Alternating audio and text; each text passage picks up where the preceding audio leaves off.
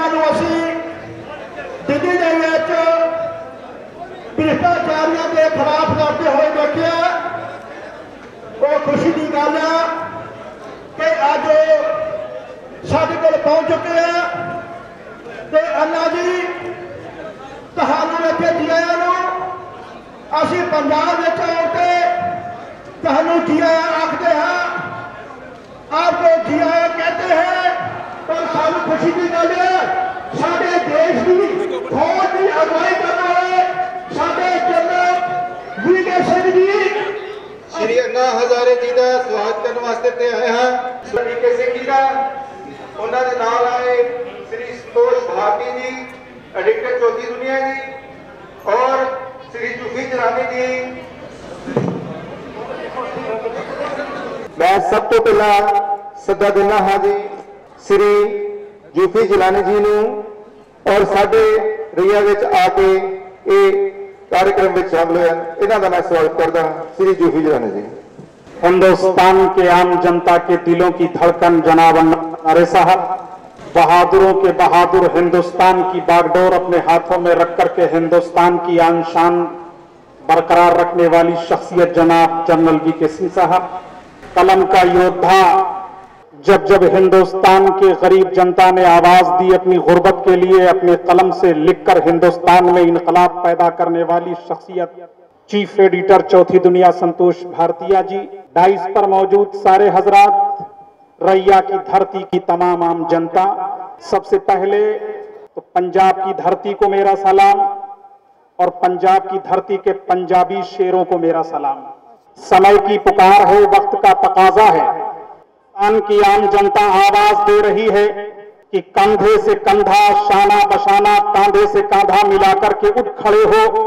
कब तक गरीब अपने दुख दर्द, अपने कष्ट, अपने मसाइल, अपने प्रॉब्लम को लेकर के चीखता और चिल्लाता रहेगा। जब हम और आप एक एक होकर के 11 हो जाएंगे तो अपने आप हिंदुस्तान की आम जनता की जो समस्याएं हैं उसका समाधान निकल आएगा। सबसे बड़ी खुशी की बात है कि ऐसे कलयुग में और इस मुल्क के अंदर, इस देश के अंदर, इस कंट्री के अंदर आज हर तरफ भ्रष्टाचार फैला हुआ है, आज हर तरफ बदअमनी फैली हुई है। कहीं भी आम जनता अगर जाती है तो उसके मसलों का कोई हल नहीं निकलता है। जब ये देखा कि हिंदुस्तान की आम जनता, हिंदुस्तान का गरीब, हिंदुस्तान का मजदूर, हिंदुस्तान का किसान जब तराह तराह कर रहा था तो ऐसे में आवाज हर तरफ से आ रही थी, लेकिन उस आवाज पर लब्बैक कहने वाला कोई नजर नहीं आया था। लेकिन धन्य हो उस मां का शिकम, जिस मां के शिकम से अन्ना हजारे जैसी शख्सियत को पैदा किया, जिसने गरीब जनता की आवाज पर लब्बैक कहते हुए हिंदुस्तान की धरती पर, सूबे पंजाब की सरजमीन पर, अमृतसर के जलियांवाला बाग से अपने माथे को, उस मिट्टी को जो है लगाकर इस बात का संकल्प लिया, इस बात की शपथ ली, इस बात का हलफ लिया, इस बात की कसम खाई कि ऐ शहीदों, उस जमाने के अंग्रेजों ने तुम्हारे सीने पर गोलियां चला करके अगर उन्होंने सोचा था कि हिंदुस्तान की आनो शान को खत्म कर देंगे, लेकिन ऐसा वो कर न सके, क्योंकि हिंदुस्तान की जनता सर कटा सकती है मगर हिंदुस्तान की आबरू के लिए सर झुका नहीं सकती है।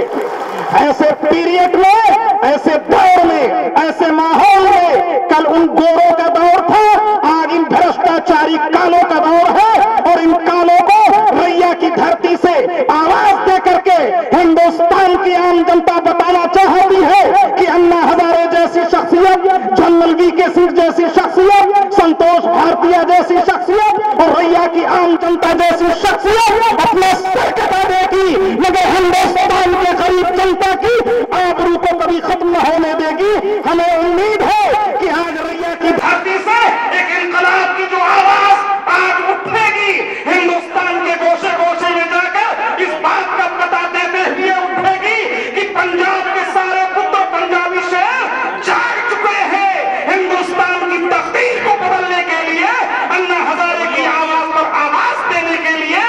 इसलिए आज हम और आप सामने आए हैं। हमें उम्मीद है कि आने वाला समय आपका होगा, आने वाला टाइम आपका होगा, आने वाला वक्त आपका होगा, क्योंकि आपके दिलों की धड़कन अन्ना हजारे जैसा मसीहा आपको मिल गया है, जनरल वीके सिंह जैसा मसीहा आपको मिल गया है।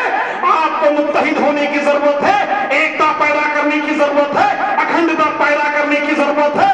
अब हमें हिंदू नजर न आना चाहिए, मुस्लिम नजर न आना चाहिए, सिख नजर न आना चाहिए, ईसाई नजर न आना चाहिए, बल्कि हर तरफ देखें तो भारत का बाशिंदा नजर आना चाहिए, हिंदुस्तानी नजर आना चाहिए, भारतवासी नजर आना चाहिए। इसी के साथ अपनी बात को खत्म करते हुए, हिंदुस्तान जिंदाबाद, जनतंत्र मोर्चा, जनतंत्र यात्रा पाइंदाबाद।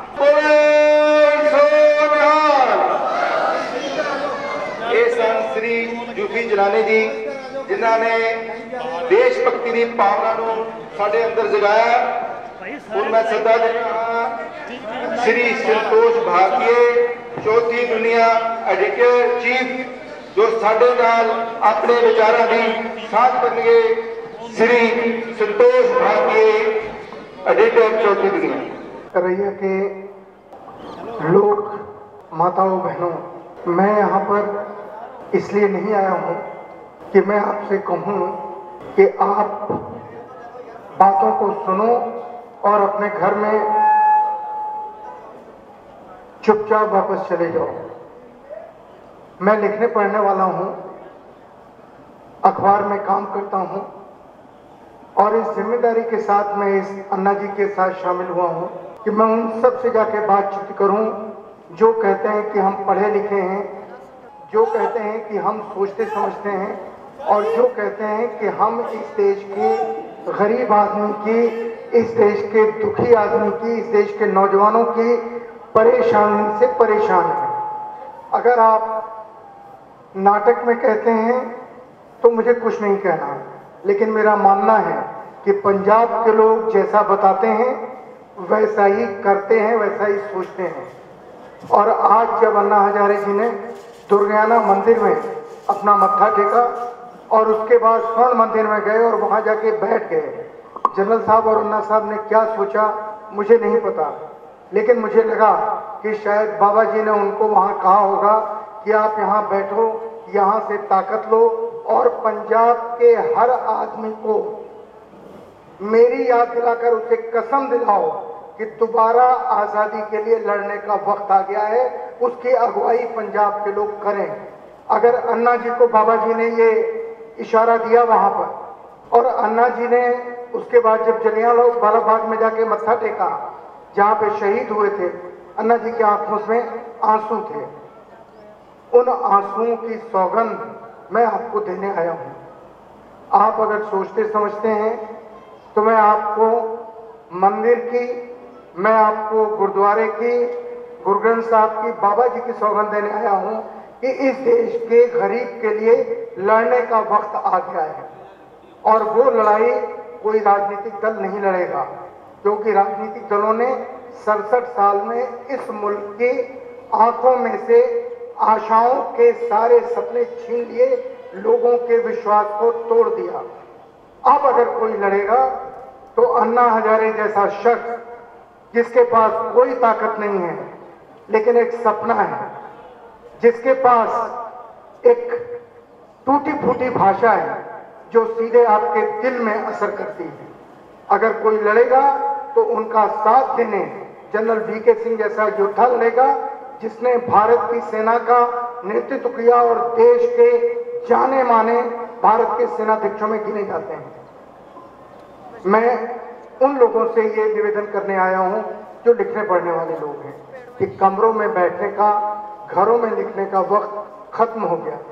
मैं जहां जाता हूं मुझे पत्रकार बड़ी संख्या में मिलते हैं, कहते हैं कि हम आपके साथ हैं, और मैं आपसे बताता हूं कि सचमुच इस देश का लिखने वाला, पढ़ने वाला, कवि, लेखक सब इस लड़ाई में अन्ना के साथ खड़ा हो रहा है। मैं इस विश्वास को लेकर के यहाँ से जाऊंगा कि आप अन्ना जी को यहाँ से उनका भाषण सुनने के बाद, जनरल साहब का भाषण सुनने के बाद इतनी जोरदार तालियां बजाएंगे ताकि पता चले कि आप उनके साथ वैसे ही लामबंद हैं जैसे ये आपके साथ लामबंद होने के लिए आपके लिए अपनी जान देने का फैसला करके आया है। आप सबको मेरा प्रणाम। श्री संतोष भारती जी, हमारे पंजाब के नौजवान हर वर्ग के जो भी हैं, देश के लिए जो कुर्बानियां दी हैं वो लामिसाल है, चाहे सरहद पे हो चाहे जहां पे हो। हम किसी भी देश सेवा से पीछे नहीं हटते। हम आपको ये विश्वास दिलाते हैं, हमारी महिलाएं, हमारे नौजवान सभी इस काम में आपका साथ बढ़ चढ़ के देंगे। मैं इनको विश्वास दिला सकता हूं, आप हाथ खड़े करके इससे विश्वास दिलाएं। बोले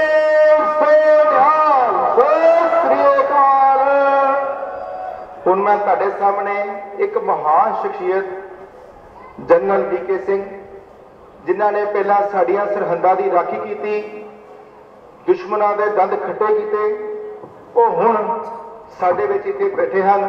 वो तुहाडे नाल अपने विचार साझे करनगे। General VK Singh. बोले सोनिहाल।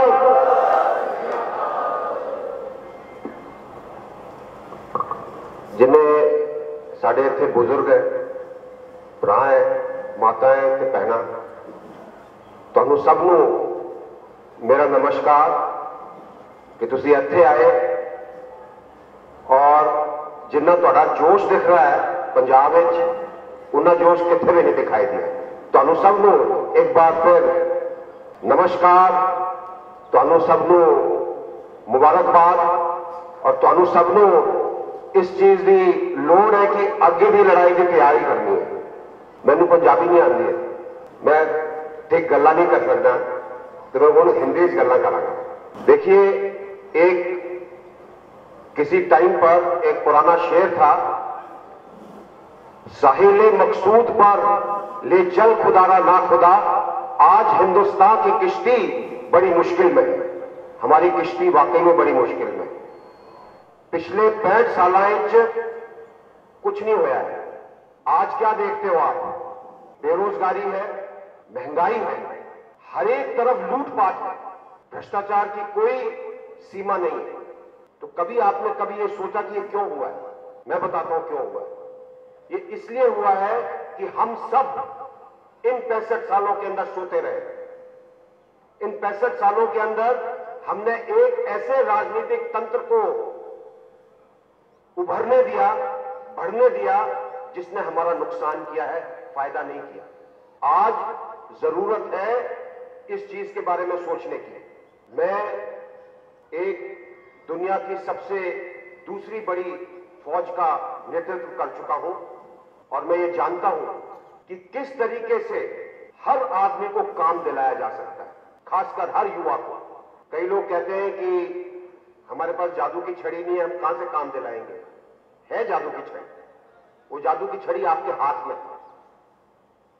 क्योंकि जिस दिन आप सोच लेंगे कि आपने उन लोगों को ऊपर लाना है जो आपके लिए काम करेंगे, वो जादू की छड़ी बन जाए आपके हाथ में। और मैं आपको विश्वास दिलाता हूं, और अन्ना जी के नाम पर आपको विश्वास दिला रहा हूं कि हम हर युवा को काम दे सकते हैं। हर तरह की जो महंगाई चल रही है इसको कम कर सकते हैं। बहुत घोटाला है इसके अंदर। ये घोटाले तो जो आपको नजर आ रहे हैं वो कम है। अगर हम सिर्फ पेट्रोल और डीजल लेते हैं, डीजल जिसकी किसानों को जरूरत पड़ती है, उसके अंदर 40 रुपए तक टैक्स है। क्या कारण है कि इस देश के अंदर, हमारे देश के अंदर पेट्रोल और डीजल का दाम पाकिस्तान से और बांग्लादेश से ज्यादा है। हो सकता है कभी ऐसा है, लेकिन वो इसलिए है कि हमने लोगों को इजाजत दी कि वो हमारे साथ खिलवाड़ करें। तो मैं आपसे सिर्फ एक ही चीज के लिए मांग करता हूं, क्योंकि पंजाब की इस पवित्र धरती से, इस त्याग की धरती से आप हैं और सेना में रहते हुए मेरा आपके साथ ताल्लुक रहा है।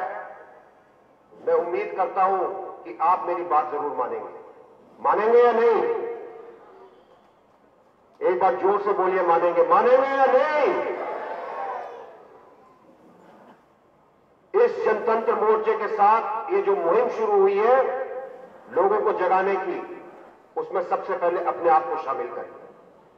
अगर आप जुड़ जाएंगे, आप शामिल हो जाएंगे, आप लोगों को उठाएंगे, तो कोई वजह नहीं है कि हम इस देश को न उठा सके।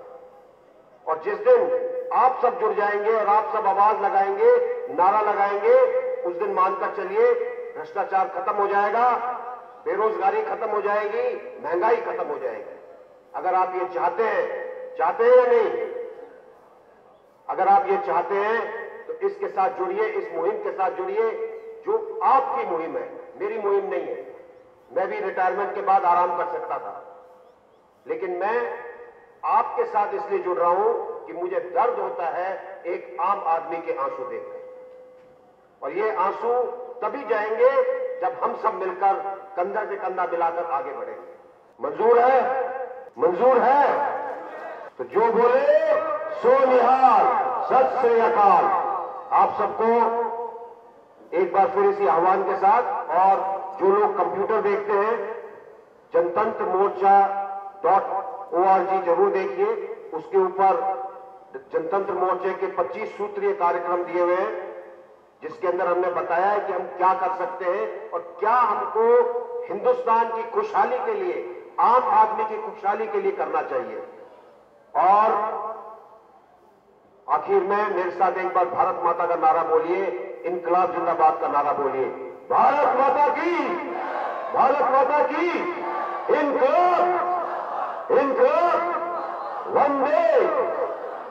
जनरल वीके सिंह साहब, जिलानी साहब और हमारे साथ सभी आए हुए कार्यकर्ता, मेरे सामने बैठे हुए वयोवृद्ध, ज्ञानवृद्ध, आदरणीय व्यक्ति, सभी मेरे भाइयों और बहनों, आज देश की यात्रा जनतंत्र मोर्चा के माध्यम से अमृतसर में जलियांवाला बाग से हमने शुरू किया है।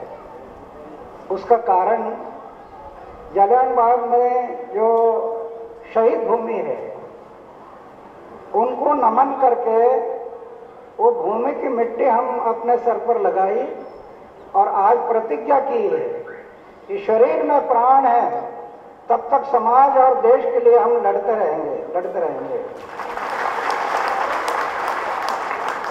और ये हमारी धारणा हो गई है। अरे हार्ट अटैक आकर लोग मरते हैं, हार्ट अटैक। रात को 10 बजे तक गप्पे लड़ाई और सवेरे चाय पीने के लिए उठाए नहीं, पढ़ते हैं, सुनते हैं। हार्ट अटैक आकर लोगों को मृत्यु आता है। ऐसे मृत्यु आने के बजाय समाज और देश के लिए मृत्यु आ गया तो ये हमारा सौभाग्य रहेगा कि समाज और देश के लिए मृत्यु आ गया। इसीलिए मृत्यु को हाथ में लेकर घूम रहे, ठीक घूम रहे। 30 साल हो गए, 30 साल। और इसी पंजाब की भूमि से मुझे प्रेरणा मिली। जब मैं फौज में था 1965, भारत पाकिस्तान, तो हमारे ऊपर दुश्मन ने हमले किए, खेमकरण। मेरे सब साथी शहीद हो गए, मैं बच गया, यहाँ एक टुकड़ा लग गया। उसी टाइम खेमकरण के सीमा पर मैं निश्चय किया, अभी है ये मेरा पुनर्जन्म है, ये समाज और देश के प्रति अर्पण। 1965 खतरा लगने लगा, शादी कर लो तो चूल्हा जलाने में समय बीत जाएगा, इसलिए सोचा शादी नहीं करना। और आज 75 साल की उम्र हो गई, वही विचार मेरे कायम है। मेरा घर है गांव में, महाराष्ट्र में मेरा घर है।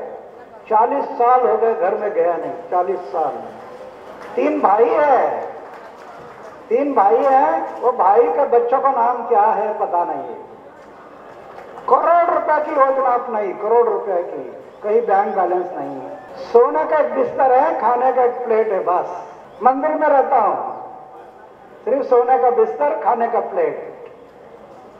लेकिन जीवन में जो आनंद है ना, अरे लखपति करोड़पति को जो आनंद नहीं मिलता होगा, मैं अनुभव कर रहा हूं मेरे जीवन में कितना आनंद है। और एक फकीर बनकर मंदिर में रहता, सोने का एक बिस्तर, खाने का प्लेट, लेकिन 6 कैबिनेट मंत्री का विकेट लिया अकेला। 6 मंत्री चले गए घर, करप्टेड लोग। 400 ऑफिसर घर चले गए। मेरा कहने का मतलब है यही खेमकरण की भूमि, पंजाब की भूमि, उससे मुझे प्रेरणा मिली और वहां से 30 साल लड़ रहा हूं। महाराष्ट्र में 7 कानून बनाए, राइट टू इंफॉर्मेशन, सूचना का अधिकार पहले हम लोग बनाए, 10 साल लड़ते रहा।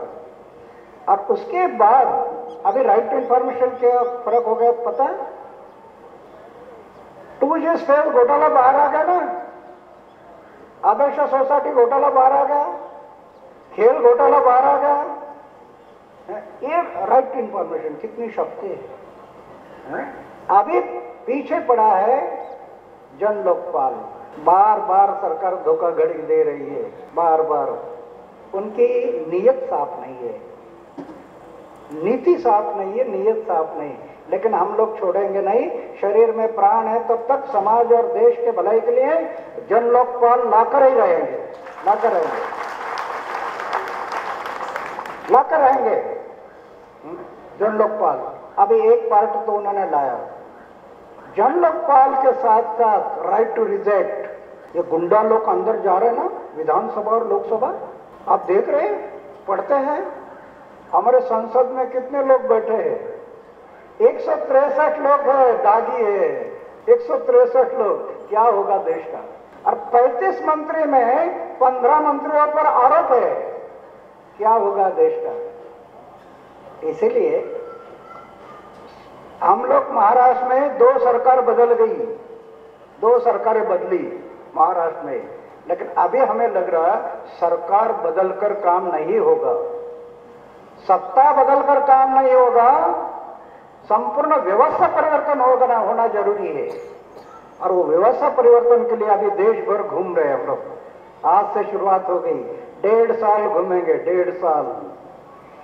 ये जनतंत्र मोर्चा, किसने दिल में ये नहीं लाना कि और कहीं मोर्चे निकालते, ऐसे ये एक मोर्चा है, ये पक्ष निकालेगा, पार्टी मिटा निकालेगा और सत्ता में आ जाएगा। बिल्कुल नहीं।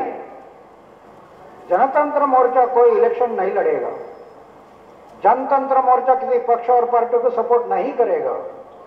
जनतंत्र मोर्चा पूरे देश में घूमकर समविचारी लोगों का संगठन खड़ा करेगा, जो देश के बारे में, समाज के बारे में जो सोचते हैं, उनका एक संगठन। वो सिर्फ संघर्ष के लिए काम करेगा, संघर्ष। आजादी का अर्थ स्वराज लगाकर चलने वाले लोग हैं, उनके साथ संघर्ष के लिए खड़ा होना, ये काम जनतंत्र मोर्चा करेगा। खुद पक्ष और पार्टी नहीं, इलेक्शन नहीं लड़ेगा, सिर्फ जन संगठन। और मुझे विश्वास हो रहा है 120 करोड़ जनता है, लेकिन 6 करोड़ जनता को आने इस टूर में 1.5 साल में 6 करोड़ लोगों को हम संगठित करेंगे, कम से कम 6 करोड़। 1.5 साल घूमकर 6 करोड़ जो लोग संगठित अगर हो गए ना, कि सरकार का नाक दबाने से मुंह खुल जाएगा। वो काम हमें करना है, वो करना। जनता की भाषा सरकार को नहीं समझ में आती। सरकार बदलकर कुछ नहीं होगा, लेकिन सरकार को अगर जनता की भाषा नहीं समझती तो सरकार जाने से भी परवाह नहीं। लेकिन एक सरकार गई और दूसरे आ गई, क्या फर्क पड़ेगा? इन्होंने ग्रेजुएशन किया और वो डॉक्टरेट पाएंगे, तो क्या फर्क पड़ेगा? इसलिए हमें व्यवस्था परिवर्तन, जैसे करप्शन है, राइट टू रिजेक्ट। 5 उम्मीदवार खड़े हैं, जनता बोलते हैं अरे ये 5 तो गुंडा है, मैं वोट किसको करना? तो 6वां चिन्ह डाल दो। 5 उम्मीदवारों को जो चिन्ह दिया आपने, निशान, ऐसे 6वां निशान डाल दो वोटर के लिए, नापसंदी, नापसंदी। अब वोटर देखेगा ये 5 में मुझे एक भी पसंद नहीं, नापसंदी पर मोहर लगाएगा। और 5 उम्मीदवार से नापसंदी पर वोटिंग ज्यादा गिर गया, इलेक्शन कैंसल, फिर इलेक्शन ले लो, बंटवारा करो, पैसा कहां तक करते हैं? जो इलेक्शन कैंसल होगा उन उम्मीदवारों को फिर से खड़ा होने की इजाजत नहीं। तो पक्ष और पार्टी गुंडा को टिकट देगी, वो करना है हमें, राइट टू रिजेक्ट। अभी पंतप्रधान मुझे 2 लेटर आए हैं, कि हम ये करने के लिए तैयार है, विरोधी पक्षों के साथ हम बातचीत कर रहे हैं। ग्राम सभा को पावर, डिसेंट्रलाइजेशन, ये सब बातें हमें आगे के लिए करनी है। हम कभी अंदर नहीं जाना। व्यवस्था परिवर्तन, किसानों की क्या हालत है, माल खाए मदारी और नाच करे बंदर। वो किसान जितना खर्चा करता उसको कम से कम उतनी तो पैदावारी मिलने, उसको दाम तो मिलना चाहिए, नहीं मिल रहे। उल्टा विदेशी कंपनी को बुला रहे, किसानों की जमीन ले रहे, नहीं दिया डंडे चला रहे, डंडे से काम नहीं होगा गोली चला रहे हैं, और किसानों की जमीन जबरदस्ती से ले रहे हैं और विदेशी कंपनी को दे रहे हैं। इसको हमें बदलना है, व्यवस्था परिवर्तन। कहीं बदलाव हमें लाना है। ये बदलाव के लिए एक ही रास्ता है, आप हम समविचारी लोग देश में जब संगठित होंगे तो ये बदलाव आएगा। कब बदलाव आएगा? पक्ष और पार्टी से बदलाव नहीं आएगा। जनता ने अपना प्रतिनिधि सिलेक्शन करना। जनतंत्र में ये बात है। जनतंत्र में ऐसा कहीं नहीं है कि पक्ष ने, पार्टी ने इलेक्शन लड़ाकर अपना उम्मीदवार, संसद में आपका संविधान में कहीं नहीं है। संविधान ये कह रहा है जनतंत्र, जनता ने अपना कैंडिडेट सिलेक्शन करना, जनता ने उसके पीछे खड़ा होना, और जनता ने चारित्रशील लोगों को अंदर भेजना। ये जब बात बनेगी तब अच्छे अच्छे कानून बनेंगे। तब तक हमें सबका परिवर्तन जो लाना है, उसके लिए जो जो कानून बनाना है वो तब बनेंगे जब चारित्रशील लोग जाएंगे। आज की संसद नहीं बना पाएगी। इसलिए हमारी कोशिश है कि अभी हम लोग जो घूम रहे, 1.5 साल घूमेंगे, जन संगठन को खड़ा करेंगे, और जन संगठन खड़ा कर कर चारित्रशील लोगों को संसद में कैसे भेजना, ये कोशिश करेंगे। हम अंदर नहीं जाएंगे। जनरल साहब है या हमारे सभी जो जिलानी साहब है, ये कोई अंदर नहीं जाएगा, अंदर नहीं जाएगा। बाहर रहकर संगठन बनाकर राज्य शक्ति पर जनशक्ति का दबाव निर्माण करना, ये काम करना है। राज्य शक्ति पर जनशक्ति का दबाव, ये दबाव निर्माण होने से बदलाव आएगा। जैसे हम लोग कोशिश किया, कई बदलाव लाए। हमारा महाराष्ट्र में 333 डिस्ट्रिक्ट में हमारा संगठन है, 252 ब्लॉक में। इसके कारण सरकार का नाक दबाने से मुंह खुल जाता है। वो देश में करना, हम देश में ऐसे संगठन करा करेंगे कि राजकारण विरोध बदलाव के लिए, तो वो काम हम करेंगे आगे के लिए। मैं इधर युवक बैठे हैं, वो से मुझे युवक मेरा प्रेरणा स्थान है, एक आशा स्थान है। मुझे विश्वास है कि युवक जग गया है तो इस देश का भविष्य दूर नहीं है। अभी 60 साल के उम्र के मेरे बुजुर्ग बैठे हैं, वो बोलेंगे तो ये तो युवक के लिए कह रहे हैं। अरे युवक कौन? ये 32 साल की उम्र है, वो युवक है? जो युवक है वो शरीर पर निर्भर नहीं, मन पर भी निर्भर है। जो मन से युवक है वो युवक है। चाहे 60 साल की उम्र हो, परवाह नहीं, लेकिन मन से युवक है ना, वो युवक। नहीं तो 30 साल की उम्र है और वो बोलता है जाने दो, हमें क्या करना है, ये बुढ़ा है 30 साल का, 30 साल का बुढ़ा है, ये जाने दो, हमें क्या करना है। इसको हमें सोचना है। युवक कौन है? ये हमारे सामने सब युवक बैठे हैं, इन्होंने अभी देखो मेरा उम्र कितना हो गया, 75 साल, लेकिन मैं एक युवक है, मैं एक युवक है। तो ये युवक बनकर हम आगे बढ़ना है। समय के कारण फिर से हम मिलने का मौका मिलेगा बार बार। अभी तो यही पहले टूर है, ऐसे 2-3 टूर हो जाएंगे पूरे देश में, और उससे ये संगठन खड़ा होगा। तो ये इस बात को सोचना है। अरे क्यों नहीं, अगर नहीं सोचा तो क्या करेंगे जीवन में, क्या करेंगे? अरे जीवन में लखपति बनाओ, नहीं करोड़पति बनाओ। क्या कर रहा है इतिहास इस देश का? चाहे इंसान लखपति बनाओ, नहीं करोड़पति बनाओ, सिर्फ खुद के लिए जिंदे रहने वाले लोग हमेशा मरते हैं, समाज और देश के लिए मरने वाले लोग जिंदे हैं। ये इस देश का इतिहास है। खुद के लिए जिंदे है ना, चाहे लखपति बनो नहीं करोड़पति बनाओ, मर गए सब। कौन है बताइए? हमारे घर में 200 साल पहले कौन थे पता बताइए? 200 साल पहले क्यों? खुद के लिए जिंदे है, मर गए सब। शहीद भगत सिंह की जयंती क्यों मनाते लोग? सुखदेव राजगुरु की जयंती क्यों मनाते हैं? देश के लिए गए, आज भी जिंदे हैं। इन बात को हमें सोचना है, जिंदा रहना है, मरना है। मैं सोचा मेरे जीवन में, इसलिए मृत्यु को हथेली पर लेकर घूम रहा है। मृत्यु हथेली पर है, लड़ रहा हूँ और लड़ते रहूँगा। आप सब भाई बहनों ने यहाँ हमारे पीछे जो सपोर्ट किया, खड़ा किया, हमें 2 कदम आगे बढ़ने की ताकत मिली। आप सबसे 2 कदम आगे बढ़ेंगे, ये हिम्मत मिली, ताकत मिली है। इसके कारण मुझे तो विश्वास हो रहा है कि लाएंगे हम दूसरी आज़ादी की लड़ाई में सफलता जरूर पाएंगे हम। ये पूरे माहौल बन गया देश में, तो दूसरी आज़ादी की लड़ाई, एक आज़ादी लड़े लेकिन सिर्फ गोरे गए और काले आ गए, फर्क इतना ही होता है। सही आज़ादी नहीं मिली, वो आज़ादी हमें लानी है फिर। तो आप सबके लिए मैं धन्यवाद करता हूँ। जय हिंद, जय भारत। भारत माता की वंदे इंकलाब। धन्यवाद। हम अपने इलाके और पंजाब वासियों की तरफ से आपको विश्वास दिलाते हैं, हम आपके साथ हैं। जे लोग राजगुरु भगत सिंह, लाला लाजपत राय देश के परवानों के वारिस हैं, आपको निराश नहीं करेंगे और आपके साथ रहेंगे। आप हाथ खड़े करके अन्ना जी को विश्वास दिलाइए। बोले सो निहाल।